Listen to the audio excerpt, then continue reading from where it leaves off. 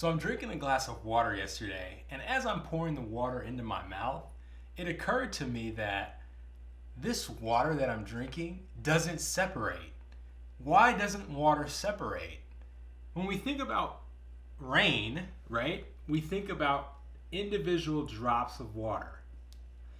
But when I'm drinking a glass of water, this is not the case. When I'm drinking a glass of water, it's like a flow of water that goes into my mouth. Okay? So why does that happen? Why isn't when I drink water a bunch of small particles that separate as soon as they leave the glass? Or why aren't they separated inside the glass to begin with? Today we're going to talk about the reason why water sticks together. And I don't mean sticks together in terms of it being frozen, water sticking together because of a lower temperature. I'm talking about water sticking together because of the properties of the liquid H2O. And so that's what we're going to talk about today. We're going to talk about H2O. Okay? So, H2O is a molecule. Obviously, we know. Everybody knows H2O. H2O is our water. Okay? And so what we want to figure out is why does H2O stay stuck together when it's either flowing down a stream, when it's in a pool, when it's in a lake, when it's in a glass, when you're taking a drink. Why does water stay together?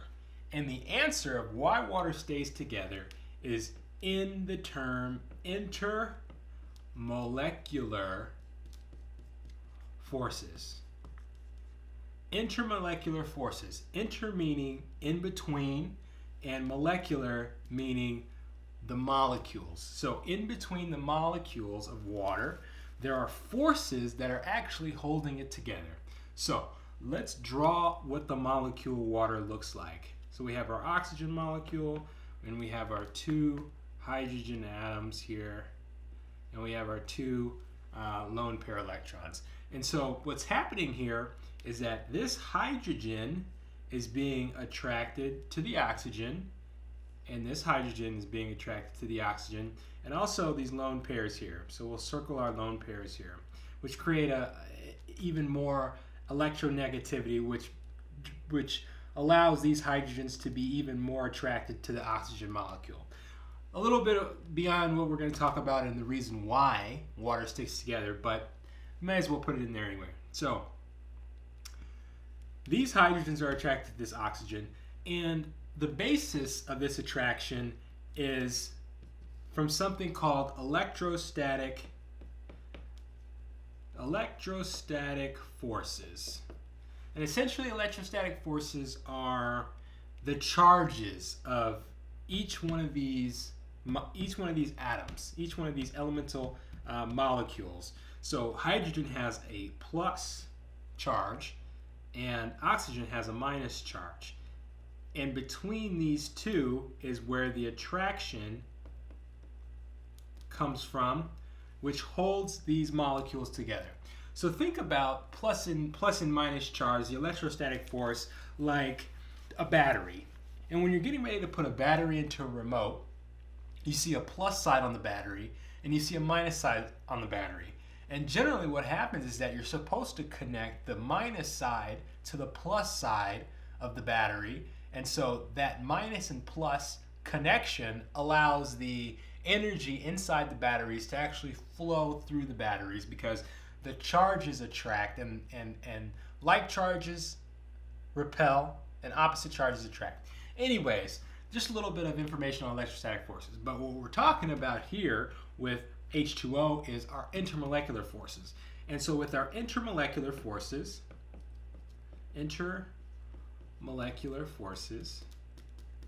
there are four types. Okay, our first type is our dipole interaction. There's four types. Our first type is our dipole interaction.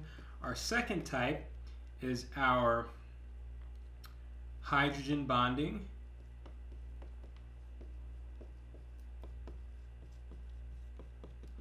hydrogen bonding. Our third type of intermolecular force is our dispersion force. Our dispersion force. And our fourth force is our ion dipole interaction. We'll call it an interaction. Okay? So these are our four intermolecular forces.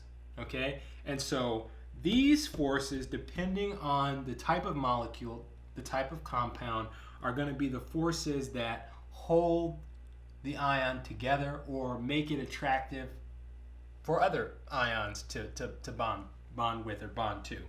So let's redraw our H2O molecule. So we'll redraw our H2O molecule, and we'll say hydrogen, oxygen, hydrogen. Our lone pair electrons here. So what is binding this hydrogen? Why am I able to drink a glass of water and not have the molecules separate? Well, let's talk about that. So we know that the H2O molecule is a polar molecule. And polar simply means that there's going to be a difference in charge. And so we know that our oxygen is going to be negatively charged and our hydrogen is going to be positively charged.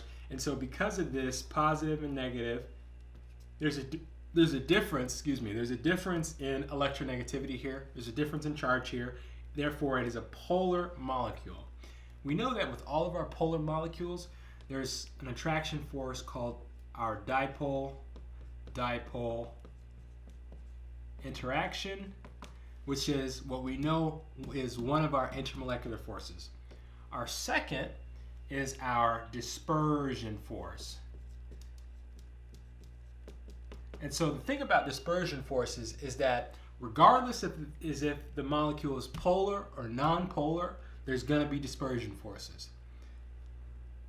In between any molecular compound, any molecular bond, there are forces that are keeping it together, trying to hold it together, and they are dispersion forces.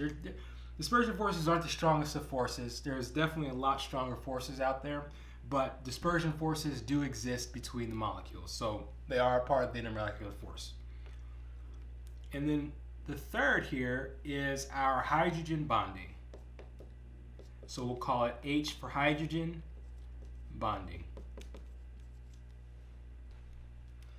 And so we know that between this hydrogen and oxygen, there's going to be a hydrogen bond here. And I don't necessarily mean that this is the hydrogen bond, because when we say hydrogen bond in terms of intermolecular forces, we aren't talking about the bonding of valence electrons. We aren't talking about the bonding of the outer shells of each of these two elements. What we're talking about is the electrostatic and intermolecular forces. So when we say hydrogen bonding, we're talking about hydrogen being able to bond to three specific highly electronegative elements, and that is nitrogen, oxygen, and fluorine.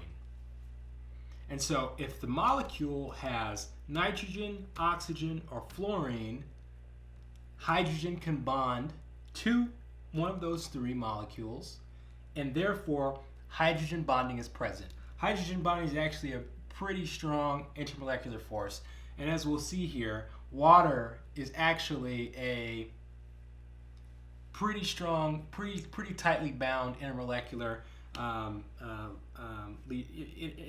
molecule. So we know that water has dipole-dipole interactions, dispersion forces, hydrogen bonding. So let's redraw our H2O molecule, and what we're going to do now is we're actually going to show you why water sticks together. Now, I don't want to say sticks together, but stays together as you're taking that drink. So if we have one H2O molecule here, H2O, we know that those three intermolecular forces exist. So with our lone pairs here, we know that there's hydrogen bonding. We know that we have an oxygen molecule, we said hydrogen bonding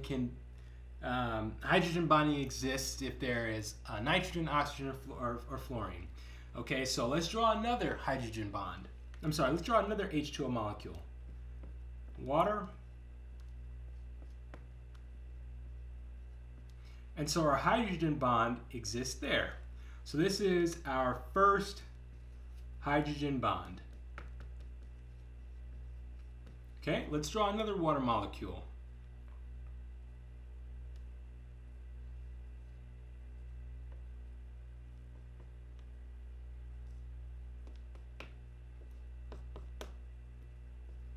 Here's our second hydrogen bond. Let's draw one more water molecule here. And we're going to do a little something interesting.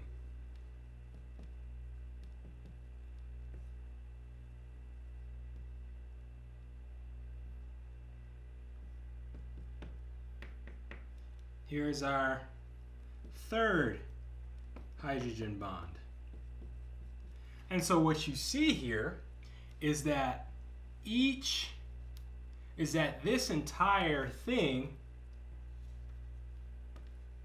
is the compound that you're drinking.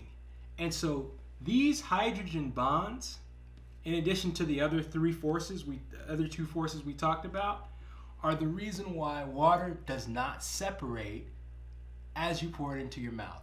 It's the reason that water is a liquid and appears to be almost like a compound in regards to it being a liquid versus being individual drops. If you learned something today, like, comment, share, subscribe, and I'll see you guys in the next one.